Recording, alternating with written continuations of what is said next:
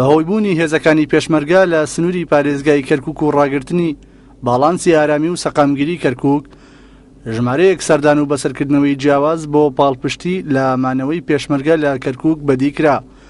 لای خۆیەوە شاخەوان عەبدوڵڵا ئەندامی دەرچووی ئەنجومەنی نوێنەرانی عێراق سەردانی هێزەکانی پێشمەرگەی کرد و لە سەنگەرەکانی پێشەوە لەگەڵ هێزەکانی پێشمەرگە کۆبوونەوەی تایبەتی ئەنجامدا و لای خۆیەوە سەرجەم داواکارەکانی هێزەکانی پێشمەرگەی تۆمار کرد.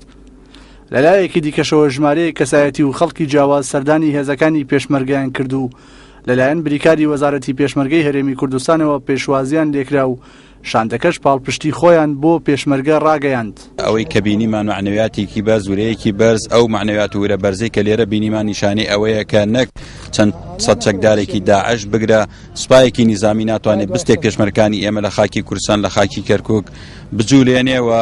دیارە ئەوەی کە لە ماوەی ڕابردوویشا لە عێراق ڕوویدا نەتیجەی تەراکمی ئەو خلافە سیاسیانەیە لە نێوان مرکز و لە نێوان پارێزگاکان. من وەک وەبەرهێنەرێکی پارتی دموکراتی کوردستان خزمەتم کردووە بە شاری کەرکووک ستەش برا پێشمەرگەکان لە سەنگەری پێشەوەن هاتوونە سەردانیانمان کردووە ئامادەشین وەکو پێشمەرگەیەکی پارتی دموکراتی کوردستان سە لە سەنگەرەکانی پێشەوە بجەنگین.